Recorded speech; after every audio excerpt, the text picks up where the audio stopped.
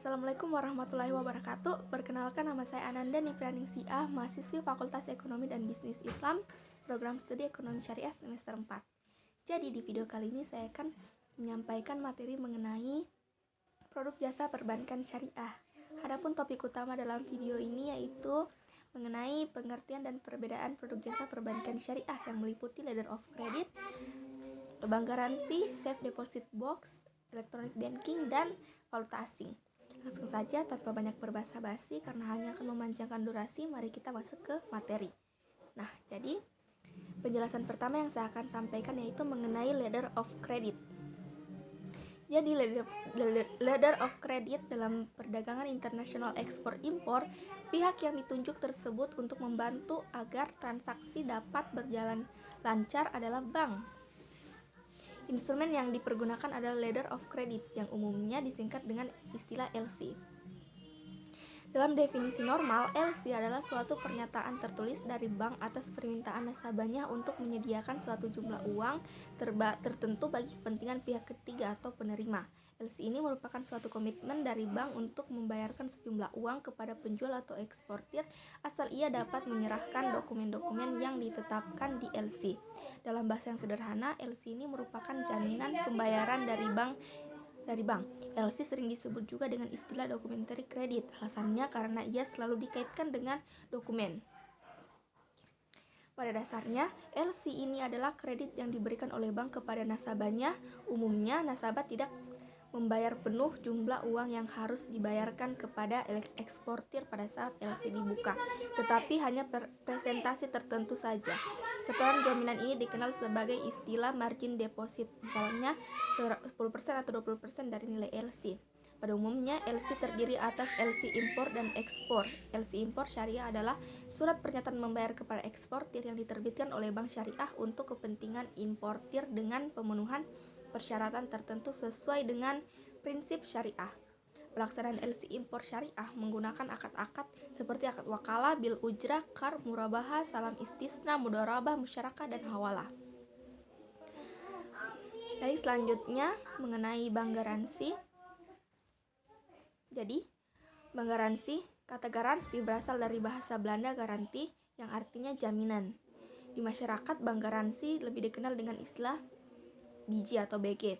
Bank garansi adalah jaminan pembayaran dari bank yang diberikan kepada pihak penerima. Pihak penerima jaminan bisa perorangan maupun perusahaan dan bisa disebut beneficiary apabila pihak yang dijamin atau biasanya nasabah bank penerbit dan disebut aplikan tidak dapat memenuhi kewajiban atau cedera janji atau wan prestasi, dan juga merupakan bentuk fasilitas tidak langsung atau non-cash financing. Pada umumnya, transaksi atau proyek bernilai besar mempersyaratkan adanya penyertaan jaminan bank.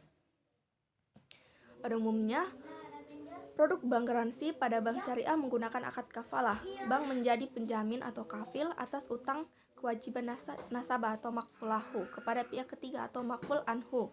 Atas transaksi tersebut, bank mendapatkan ujrah sesuai kesepakatan dalam akad. Lanjut kita ke pembahasan ketiga mengenai safe deposit box. Jadi, safe deposit box atau layanan deposit box atau disingkat dengan SDB adalah jasa penyewaan kotak penyimpanan harta atau surat-surat berharga yang dirancang secara khusus dari bahan baja dan ditempatkan dalam ruang khazanah yang kokoh dan tahan api untuk menjaga keamanan barang yang disimpan dan memberikan rasa aman bagi penggunanya. Biasanya, barang yang disimpan dalam SDB adalah barang yang bernilai tinggi di mana pemiliknya merasa tidak aman untuk menyimpannya di rumah. Pada umumnya, biasanya asuransi barang yang disimpan di SDB bank relatif lebih murah. Adapun keuntungan menggunakan SDB itu karena aman, ruang penyimpanan yang kokoh dilengkapi dengan sistem keamanan terus-menerus selama 24 jam. Untuk membukanya saja diperlukan kunci dari penyewa dan kunci dari bank. Dan kemudian fleksibel, tersedia dalam berbagai ukuran sesuai dengan kebutuhan penyewa baik bagi penyewa perorangan maupun badan usaha. Ketika itu mudah, persyaratan sewa cukup dengan membuka tabungan atau giro. Ada bank yang tidak mempersyaratkan hal tersebut namun mengenakan tarif yang berbeda. Adapun hal-hal yang perlu diperhatikan yaitu adanya biaya yang dibebankan kepada penyewa. antara lain uang sewa, uang agunan, kunci dan benda, keterlambatan pembayaran sewa. Tidak menyimpan barang-barang yang dilarang dalam SDB, menjaga agar kunci yang disimpan nasabah tidak hilang atau disalahgunakan pihak lain. Memperlihatkan barang yang disimpan bila sewaktu-waktu diperlukan oleh bank. Jika kunci yang dipegang penyewa hilang, maka uang agunan kunci akan digunakan sebagai biaya penggantian kunci dan pembongkaran SDB yang wajib disaksikan sendiri oleh penyewa. Dan memiliki daftar isi dari SDB dan penyimpanan fotokopi atau salinan dokumen tersebut di rumah untuk referensi. Penyewa bertanggung jawab apabila barang yang disimpan menyebabkan kerugian secara langsung maupun tidak terhadap bank dan penyewa lainnya. Kemudian bank tidak bertanggung jawab atas perubahan kuantitas dan kualitas, hilang, atau rusaknya barang yang bukan merupakan kesalahan dari bank. Kerusakan barang akibat force majeure seperti gempa bumi, banjir, perang, huru-hara, dan sebagainya. Dan barang yang tidak boleh disimpan dalam SDB itu meliputi senjata api atau bahan peledak, dan segala macam barang yang diduga dapat membahayakan atau merusak SDB yang bersangkutan dan tempat sekitarnya. Barang-barang yang sangat diperlukan saat keadaan darurat seperti surat kuasa, catatan kesehatan, dan petunjuk bila penyewa sakit, petunjuk bila penyewa meninggal dunia, atau wasiat. Barang lainnya juga yang dilarang oleh bank atau ketentuan yang berlaku. Oke, kita masuk ke pembahasan berikutnya, yaitu mengenai electronic banking. Jadi electronic banking atau e-banking adalah layanan yang memungkinkan nasabah bank untuk memperoleh informasi, melakukan komunikasi, dan melakukan transaksi perbankan melalui alternatif delivery channel media elektronik seperti automatic teller machine atau ATM, phone banking, electronic fund transfer atau EFT, electronic data capture atau point sales, internet banking, dan mobile banking. Bagi bank, e-banking pendapatan berbasis komisi dan mengurangi biaya operasional apabila dibandingkan dengan pelayanan transaksi melalui kantor cabang yang relatif besar untuk membayar karyawan, sewa gedung, pengamanan listrik, dan lainnya. Bagi otoritas, perkembangan teknologi e-banking mendorong mewujudkan masyarakat cashless society. Cashless society adalah gaya hidup dengan menggunakan media transaksi atau uang elektronik dalam bertransaksi sehingga tidak perlu membawa uang fisik.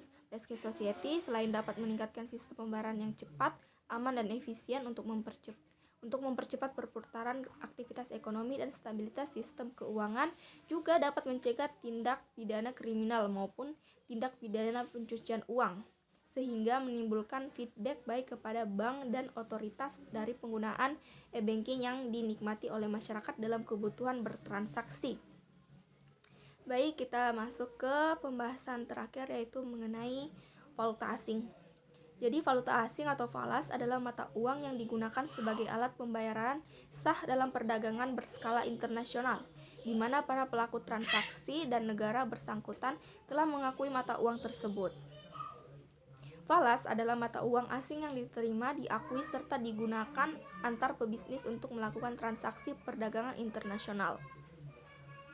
Karena merupakan mata uang asing, maka falas tidak bisa dijadikan sebagai alat pembayaran perdagangan dalam negeri.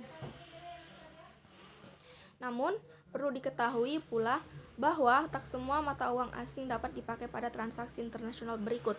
Pasalnya, uang untuk falas haruslah termasuk ke dalam kelompok hard currency atau mata uang yang nilainya kuat terhadap lainnya.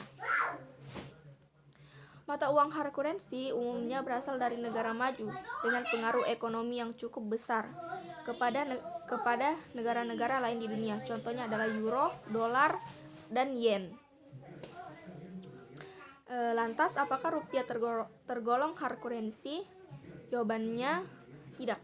Sayangnya mata uang negara Indonesia ini masih terbilang lemah dan sangat jarang dimanfaatkan untuk alat pembayaran berskala internasional. Oleh karenanya rupiah tercatat sebagai soft currency. Tidak hanya itu, falas juga merupakan bagian dari devisa negara. Devisa adalah kekayaan negara yang berada di luar negeri dengan wujud yang dapat berupa barang, jasa, ataupun mata uang. Sehingga semakin sering mata uang suatu negara digunakan, semakin menguntungkan pula hal tersebut bagi negara bersangkutan. Baiklah, mungkin itu saja yang bisa saya sampaikan. pada video kali ini mengenai produk jasa perbankan syariah. Kurang lebihnya mohon dimaafkan. Saya Ananda Niprianingsih undur diri. Semoga video yang saya berikan dapat bermanfaat bagi orang yang menontonnya. Saya undur diri, saya ucapkan wassalamualaikum warahmatullahi wabarakatuh. Sampai jumpa di video berikutnya.